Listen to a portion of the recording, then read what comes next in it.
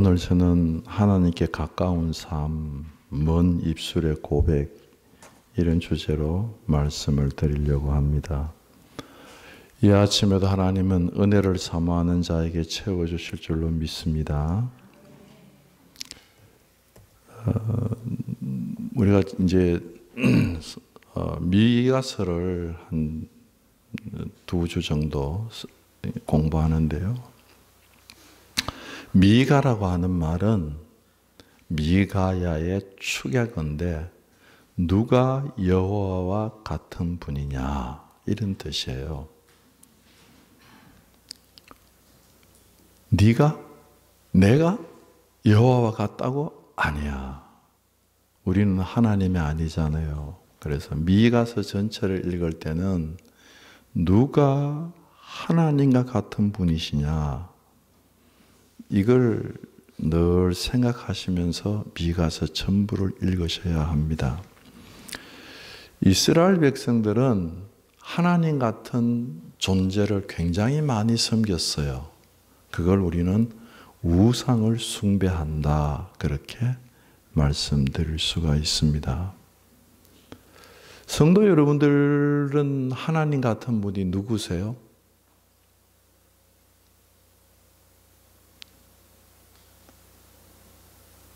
미가서 전체를 읽으면서 여기에 대한 대답을 분명하게 하셔야 합니다. 첫 번째는 오늘 1장에서 4절에 보면 1절부터 4절까지 보면 하나님의 얼굴을 가리는 지도자들의 악이 나옵니다. 우리 1절을 다 같이 한번 읽어봅니다. 1절 시작. 내가 또 이르노니 야곱의 우두머리들과 이스라엘 족속의 통치자들아 들으라. 정의를 아는 것이 너희의 본분이 아니냐. 아멘. 정의라고 하는 것은 내가 옳다고 생각하고 그 어떤 사회가 옳다고 생각하는 것이 아니라 정의라고 하는 것은 율법을 이야기합니다. 이런 얘기예요. 제가 여기 있는데 이쪽에 김 씨가 있고 이쪽에 이 씨가 있는데 세 사람이 같이 가요. 그런데 김 씨가 저한테 얘기합니다. 목사님, 제 오른편으로 가시죠. 이쪽에 있는 이 씨가 또 얘기합니다. 목사님, 제 오른편으로 가시지요. 똑같이 제 오른편으로 가자고 얘기를 했어요. 똑같은 말이에요. 그런데 나는 어떻게 합니까? 그럼 저는 어떻게 해야 돼요? 오른편으로 가자 그러면 이 사람은 이쪽으로 가야 되고 저는 이분 말 들으면 이쪽으로 가야 되고 똑같은 말을 하지만은 자기가 옳다고 생각하는 것을 계속해서 주장하면 그게 옳은 게 될 수가 없습니다. 그런데 이번에는 이렇게 얘기를 합니다. 옆에 있던 김 씨가 얘기를 합니다. 목사님, 목사님을 중심으로 해서 오른편으로 가시지요. 왼편에 있는 이 씨도 얘기합니다. 목사님, 목사님을 중심으로 해서 오른편으로 가시지요. 말이 똑같아요. 이러면 제가 오른편으로 갈 수 있습니다. 말을 겸손하게 제가 말하는 오른편으로 가시지요. 내가라고도 그러지 않아요. 제가 그러고 겸손하게 이 얘기하는데 저는 목회를 하면서 배웁니다. 그런 사람 말 안 들었다가는 진짜 어려움 당합니다. 정의라고 하는 것은 내가 옳은 걸 얘기하는 것도 아니고 그 어떤 사회가 얘기하는 옳은 것을 얘기하는 것이 아니라 정의는 율법, 미시파티라고 하는 율법을 얘기합니다. 구약 성경에서 정의는 율법을 얘기를 하는 것입니다. 율법은 하나님의 말씀이고 율법 안에는 하나님의 뜻이 있으며 율법 안에는 하나님의 다스림이 있는 거예요. 하나님 중심적으로 하나님을 다스리는 걸 받는 것을 정의라고 성경은 말씀을 하십니다. 하나님을 중심에 놓고 하나님이 원하시면 제가 이럴 때 그게 이제 다 하나님 중심으로 모든 사람의 의견이 맞추어지는 것이죠. 사사기 21장 25절에 보면 사사시대 때에 그렇게 영적으로 어렵고 타락하고 그랬던 이유를 설명하는데 사람들이 각기 자기 소견에 옳은 대로 행하였더라. 자기 생각에 옳은 대로 행하면 영적으로 암흑기가 찾아온다고 사사기 전체를 통해서 말씀해 주시는 것입니다. 오늘 본문은 물론 지도자들에 대한 이야기입니다마는 지도자들 안에 있는 백성들 모두를 포함하는 말씀으로 받아들이셔야 합니다. 정의를 행하는 것이 마땅히 사람의 본분인데도 하나님 중심적으로 말씀대로 사는 것이 마땅한 본분임에도 불구하고 그렇게 살지 않고 어떻게 사느냐? 2절, 3절입니다. 2절, 3절을 한번 다 같이 읽어봅니다. 2절, 3절 다 같이 읽어봅니다. 시작.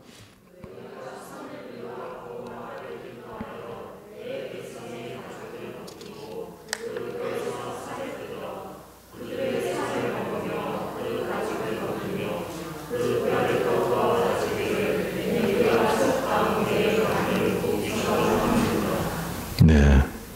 거기에 보면 선을 미워하고 악을 기뻐하여 그랬습니다.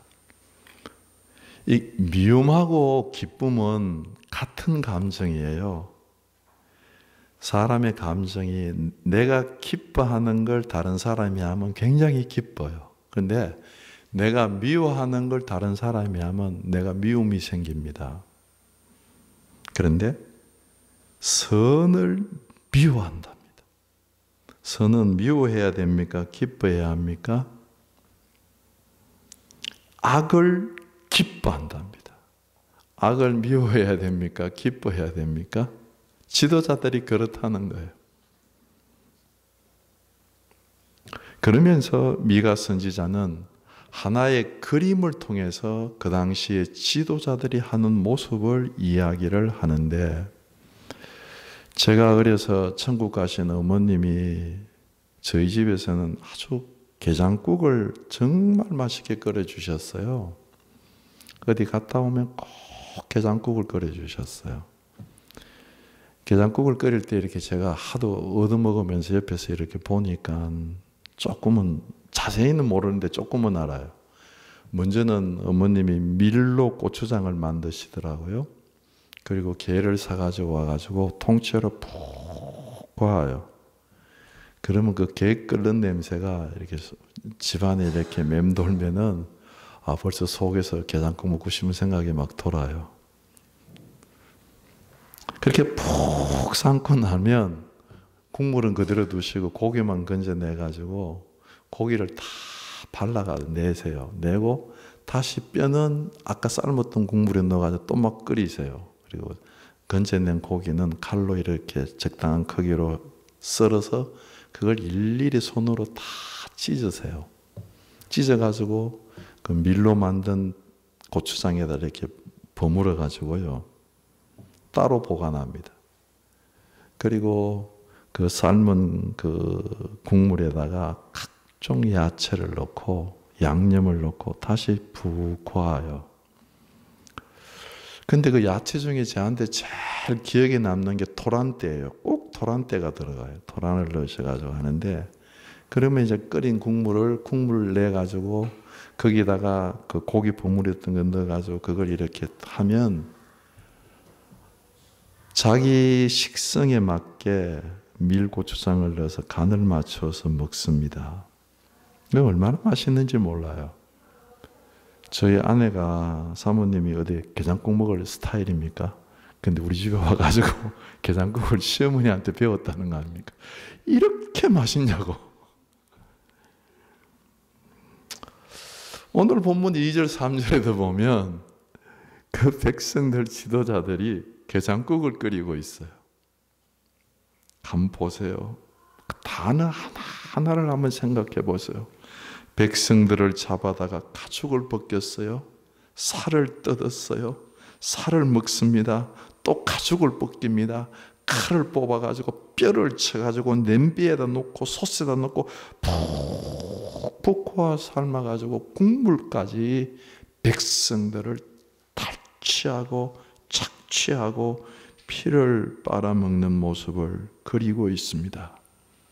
지도자는 백성을 지켜야 합니다. 백성을 보호하고 백성을 훈육하고 백성을 잘 살도록 돌봐야 되는데 지도자가 권력을 가지고 이렇게 길 걸어가다가 백성을 보면 뭐라고요? 저거 된장 발라가지고 저거 한번 우려 먹을 게 있겠는데 그러고 본다는 거예요. 그러면서 4절을 읽어봅니다. 뭐라고 얘기합니까? 4절 다 같이 읽어봅니다. 시작. 그때에 그들이 여호와께 부르짖을지라도 응답하지 아니하시고 그들의 행위가 겠던 만큼 그들 앞에서 얼굴을 가리시리라. 여러분, 조용히 기도하는 기도가 아니에요. 어떻게 기도한다고요? 부르짖어서 주여! 특히 예레미야서 33장 3절은 우리가 잘 암송하고 있는 말씀이 아닙니까? 너희는 내게 부르짖으라. 부르짖으면 내가 내게 응답하겠고 내가 알지 못하는 크고 은밀한 일을 내게 보이리라. 주님 이렇게 말씀하시지 않았습니까? 하면서 그 말씀을 붙잡고 막 소리를 내면서 주여 응답해 주시옵소서 그러면서 부르짖어요. 그럴 때 주님이 뭐라고? 응답하실까요? 안 하실까요? 응답하셨나요? 안 하셨나요? 4절에 보면 주님이 백성이 원하는 대로는 응답하시지 않으셨어요. 그러나 하나님이 원하시는 대로 응답하십니다. 응답하지 아니하시고 그들이 행위가 악했던 만큼 그들 앞에서 내 얼굴을 가리리라. 너 악한 만큼 내가 얼굴 가리고 응답하지 않겠다. 그렇게 응답하셨습니다. 4절을 보면 굉장히 역설적이에요. 사람들은 이렇게 생각합니다. 주여하고 부르짖으면 내 부르짖음이 주님과 가까이 있다고 생각을 해요. 그것만 생각해요. 그러면서 자기들의 행위가 하나님과는 저 멀리 있어서 악한 행위는 하나님이 기억도 안 한다고 생각을 하십니다. 그래서 자기들의 행위는 멀리가 있고 자기들의 입술은 하나님과 가까이 있어서 가까이 있는 자기의 입술대로 응답하실 걸로 생각을 합니다. 그런데 하나님은 전혀 다르게 말씀하십니다. 너희가 멀리 있고 내게 감추어졌다고 했던 그 생각, 그 악한 행위가 나에게 가까이 있고 너희들이 가까이 있다고 생각하는 주여 주여 하고 있는 부르짖음이 참 멀리 있어 내게 들리지도 않는다. 너희가 악했던 만큼 내가 너희 앞에서 내 얼굴을 가리리라. 무엇이 우리에게 하나님 앞에 진정한 기도냐? 우리의 삶이 삶 전체가 진정한 기도입니다. 하나님은 우리의 삶 전체를 아시는 분이십니다. 이렇게 생각하면 좀 두렵지 않으세요? 저는 좀 두려운 마음이 생겨요. 정말 하나님은 1절에서 말씀하신 대로 하나님의 정의에 우리의 본분을 두고 사는 삶을 살고 있는가? 질문을 하게 되지요. 여러분, 이 부분을 꼭 기억하십시오. 여러분들의 삶이 어떻게 살든지 간에 여러분들의 삶은 하나님 앞에 다 상달되고 있다고 하는 사실입니다. 이게 진정한 기도이죠. 두 번째, 5절부터 12절까지는 지도자들의 1절부터 4절까지는 전체적으로 그 게장국 끓이는 그와 같은 지도자의 삶을 전체적으로 이야기를 하고 난 뒤에 5절부터 12절까지는 지도자들의 구체적인 악과 그리고 마지막 징계, 심판에 대하여서 말씀을 하십니다. 3장 5절을 한번 우리 읽어봅니다. 3장 5절 다 같이 읽어봅니다. 시작. 다시 한번 읽어보십시오. 다 같이 읽어보십니다. 3장 5절 시작. 내 백성을 유혹하는 선지자들은 이에 물 것이 있으면 평강을 외치 그 입에 무엇을 채워주지 아니하는 자에게는 전쟁을 준비하는도다. 이런 선지자에 대하여 여호와께서 이르시되 3절에는 선지자를 유혹하는 선지자라고 말씀하십니다. 유혹하는 건 귀신이나 마귀가 아니고 악한 짓인데 하나님의 선지자가 백성들을 유혹한다고 말씀하십니다. 무슨 말이겠어요? 그러면서 그 유혹하는 선지자들은 어떻게 한다고요? 백성들이 입에다가 먹을 걸 집어넣어줘요. 먹을 걸 물려주면 그래, 너 평하다. 그래, 너희 가정 네 하는 것 축복이다. 너 자손 잘 될 거다. 평화를 얘기를 해줘요. 근데 선지자의 입에다가 먹을 걸 넣어주지 않으면 전쟁을 얘기해요. 저주받는다 너. 자식이 아주 안 될 거야. 그러니까 백성들이 어떻게 해요? 평강의 소리를 선지자들부터 받으려고 자꾸 물질을 가지고 가는 거예요. 여러분들도 아마 이런 첩보 영화를 보신 적이 있을 거예요. 첩보 영화를 보다가 보면 아주 막 저는 그 개종자 이름은 잘 모르겠어요. 아주 새카만 개인데 근육질이고 막 불독처럼 생긴 아주 새까만 개가 엄청 큰 개가 으르렁으르렁거리고 있는데 첩보 사명받은 사람들이 고기를 가지고 가서 거기 던져주면 덥석덥석 받아 먹습니다. 근데 그 안에 약이 들었죠. 지금 선지자들이 그렇다는 거예요. 이스라엘 백성들에게 얘기를 합니다. 먹을 것 줘. 나한테 먹을 것 갖고 와. 나한테 돈 가지고 와. 물질 가지고 와. 그러면 이스라엘 백성들이 물질을 가지고 선지자 앞에 가요. 그럼 선지자 그걸 덥석 받아먹고 축복, 평안, 너 잘 된다. 걱정하지 마라. 그렇게 얘기한다는 거예요. 먹을 것 줘. 입을 것 줘. 그런데 주질 않아요. 그러면 어떻게 한다고요? 전쟁이야 너 전쟁. 이렇게 선지자에게 축복의 말을 들으려고 백성들이 물질을 채워주면서 하나님 중심, 율법 중심, 정의 중심에서 신앙의 이동이 자꾸 어디로 가요? 물질주의로 자꾸 옮겨간다는 겁니다. 백성의 신앙이 하나님 중심에서 물질주의로 옮겨갑니다. 그래서 물질을 많이 가지고 있으면 선지자들이 축복해. 너 하나님께 축복받아서 잘한 거야. 가난하면 너 저주받아서 너 못 살은 거야. 전쟁이야. 그게 유혹하는 선지자라고 말씀을 하십니다. 6절, 7절을 눈으로 한번 보세요. 그러므로 이런 선지자들은 밤을 만납니다. 어둠을 만납니다.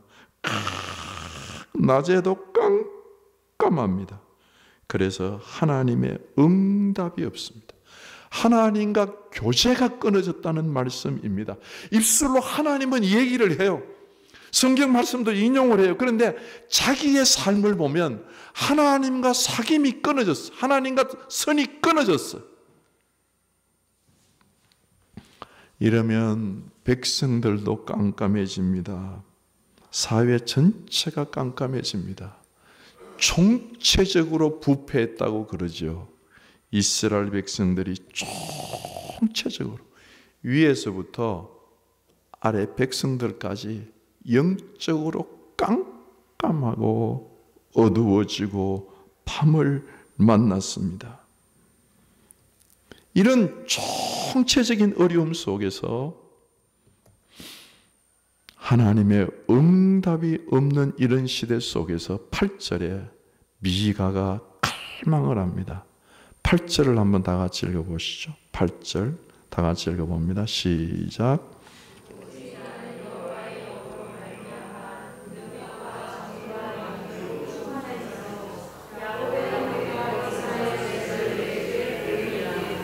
아멘. 미가의 소망이에요. 유혹하는 선지자들이 득세를 해서 이 사회 전체가 총체적으로 어두워졌을 때 미가는 오직 나는 여호와의 영으로 말미암아 능력과 정의와 용기로 충만해지기를 원한다. 엘리야가를 떠내보내면서 엘리사가 부르짖었습니다. 선생님, 당신의 영감의 갑절을 내게 허락하여 주옵소서. 미가는 물질을 구하지 아니하고 하나님의 영을 구한다고 그렇게 이야기를 합니다. 여러분, 진심으로 한번 아멘을 외쳐주시면 좋겠습니다.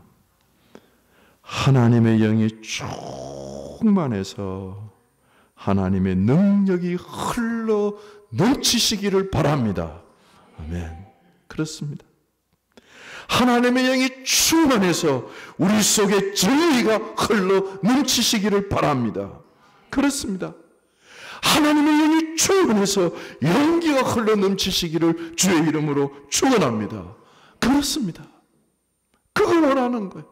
그 썩어지는 세대 속에서, 그 게장국 끓여 먹는 그 사회의 분위기 속에서 나만큼은 일어서서 여호와의 영으로 충만해질 것이라. 하나님의 영으로 충만해서 뭘 하시겠다는 겁니까?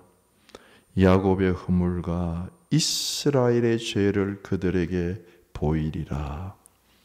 여러분, 미가가 이렇게 죄를 보이면 이스라엘 백성이 어떤 반응을 할 것 같습니까? 한번 생각해 보시죠. 회개하고 잘못했습니다. 하나님, 잘못했습니다. 이럴 것 같습니까? 아니면 조용해라. 야, 미가, 너 좀 조용해. 야, 니만 선지자냐? 내가 물질 가지고 다른 선지자들, 여러 선지자들 찾아갔는데 다 나한테 평안하고 나 잘 산다고 그러더라. 너만 뭐라고 그렇게 독불 장군처럼 서가지고 내 죄를 보이냐?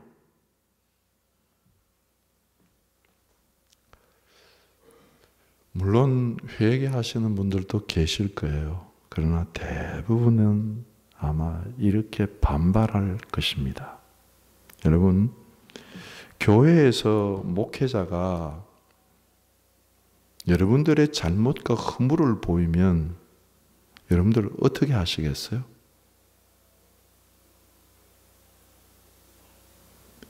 목회자가 교회에서 교우들의 잘못과 허물을 보이면 그 교회가 부흥할 것 같습니까? 부흥 못할 것 같습니까? 어떠세요? 만약에 숫자가 줄더라도 목회자는 하나님이 여기에 충만해서 죄를 보이는 게 옳습니까? 죄를 보이지 않는 게 옳습니까?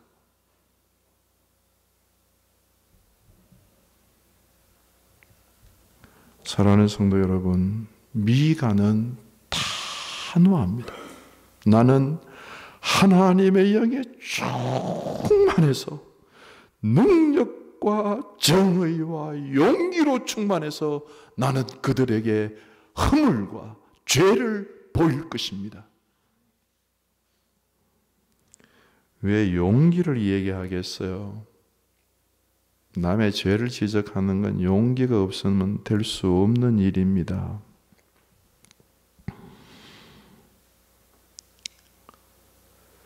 동시에 사랑하는 성도 여러분, 목회자도 성도들에게 나는 여러분들이 정말 하나님의 영이 충만해서 능력 있기를 바라고 정의롭기를 바라고 용기 있기를 바랍니다. 렌스키라고 하는 유명한 주석가가 이 얘기를 했습니다. 우리가 하나님께로부터 받는 위로 중에 가장 큰 위로는 죄 때문에 애통하고 통곡하는 이에게 임하시는 하나님의 용서의 사면 선포이다.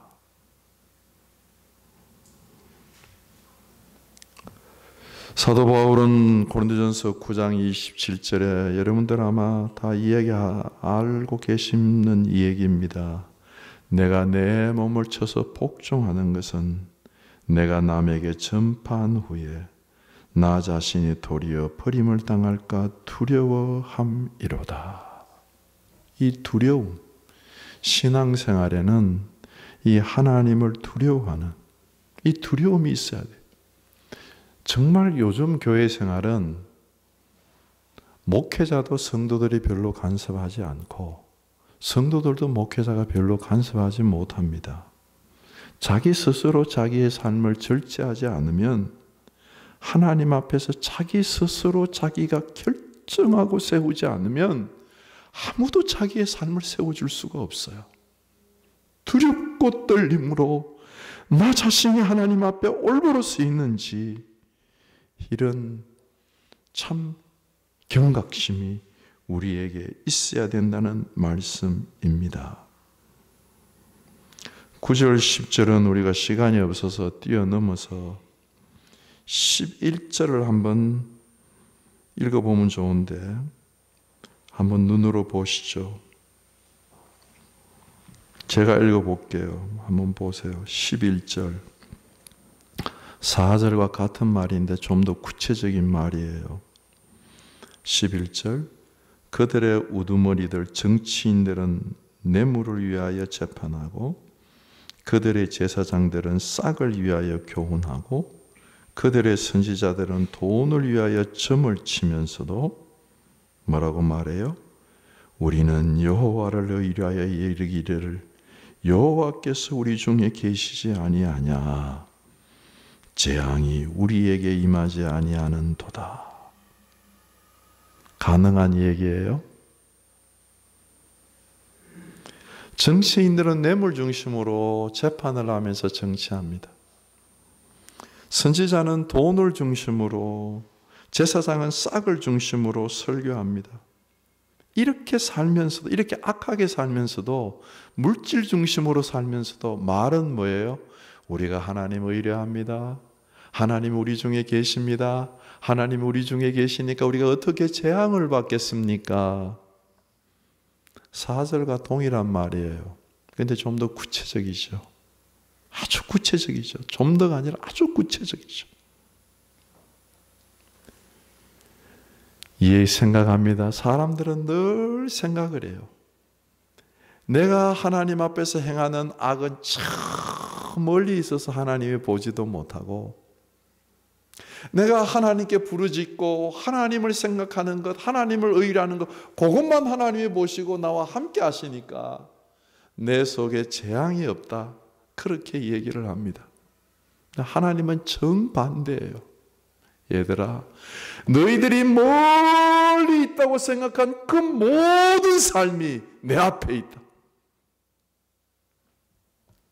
재판을 굳게 하기 위해서 뇌물을 받는 것, 설교를 하면서 싹을 받는 것, 제사를 지내면서 돈을 받는 것, 돈 중심으로 하는 종교생활, 내가 다 내 앞에 있다. 너희들이 내 가까이 있다고 말하고 있는 하나님을 의뢰한다고 하는 것, 하나님을 의지하니 우리가 재앙을 받지 않는다고 하는 그 소리는 저 멀리 있다.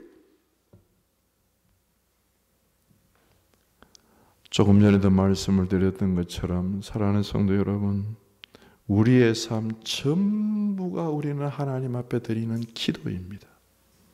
하나님은 우리의 삶을 놓치시는 법이 없어요. 그러니까 심판하시죠. 이게 위로가 되는 사람이 있어요.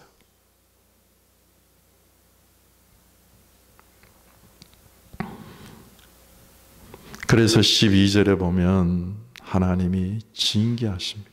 뒤집어 엎습니다. 갈아 엎은 밭이 되고 무더기가 되고 쓰레기 무더기처럼 그런 무더기가 되고 그들이 높은 수풀이 될 것이다. 그렇게 말씀하셔서 그 말씀대로 586년에 예루살렘 성은 마침내 하나님의 손에 의해서 멸망합니다. 마지막으로 간결하게 세 번째, 하나님이 찾으시는 한 사람. 오늘 본문에는 안 나오지만 예레미야서 5장 1절에 있는 말씀.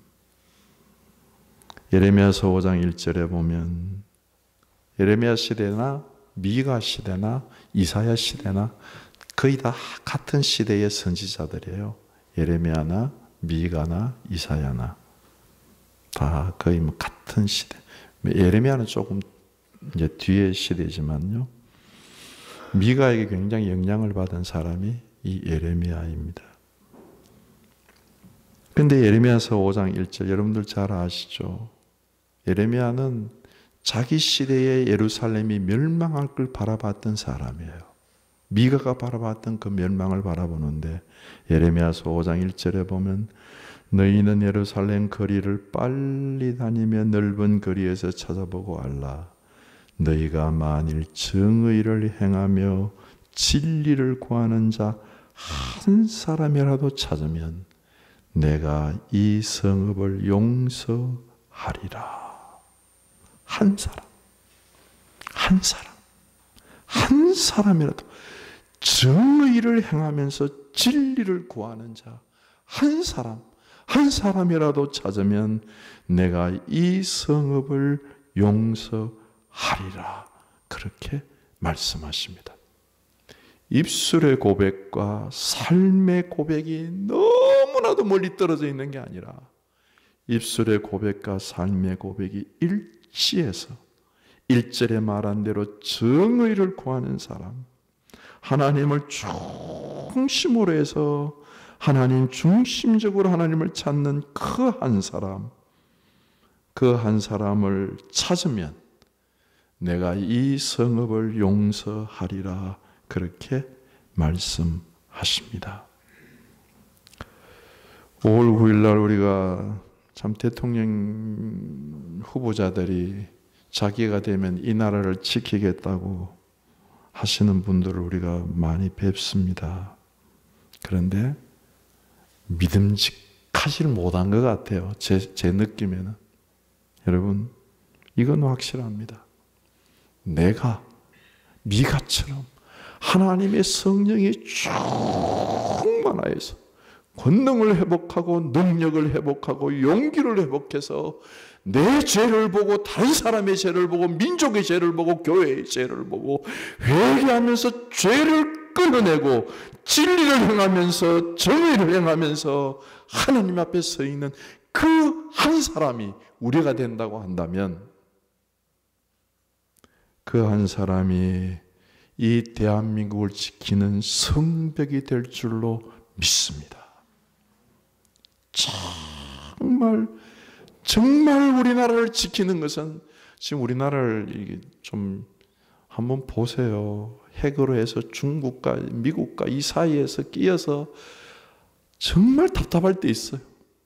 그럴 때 사랑하는 성도 여러분, 나 한 사람, 하나님과 나 한 사람의 그 가치를 회복하고 정의를 행하면서 진리를 구하면서 이 세상에 깜깜해도 미가처럼 일어나서 나는 여호와의 영으로 충만하여서 미가 너에게 하나님이 누구냐? 미가? 내가 하나님? 아닙니다. 하나님 홀로 하나님이신 줄로 믿습니다 하고 우리가 하나님 앞에 서면 우리가 이 조국의 군대요 마병이요 하나님의 의의 병기가 되는 줄로 믿습니다. 이 하나님이 찾으시는 한 사람 되셔서 이 한 주간도 주님과 동행하는 승리가 있기를 주님의 이름으로 축원합니다. 기도하시겠습니다. 말씀을 생각하시면서 하나님 사회 전체를 보더라도 우리가 일어나야겠습니다. 하나님의 영에 충만해서 하나님이 찾으시는 한 사람이 되기를 원합니다 하시면서 기도하며 나갑니다. 다 같이 기도하시겠습니다. 거룩하신 아버지 하나님, 다시 한번 우리들이 일어나는 시간이 될 수 있도록 인도하여 주시옵소서. 우리가 일어나서 하나님 앞에 세워지는 한 사람이 될 수 있도록 인도하여 주시옵소서. 아버지 하나님이여, 다시 한번 일어나서 하나님이 찾으시는 그 한 사람, 하나님이 원하시는 그 한 사람, 아버지 하나님, 하나님의 정의를 구하며 진리를 찾으며 하나님 의의 길을 걸어가는 그 한 사람이 될 수 있도록 축복하시고 인도하여 주시옵소서. 주께서 역사하시고 우리의 삶을 이끌어 가실 줄 믿고 우리 주 예수 그리스도 이름으로 기도드립니다. 아멘.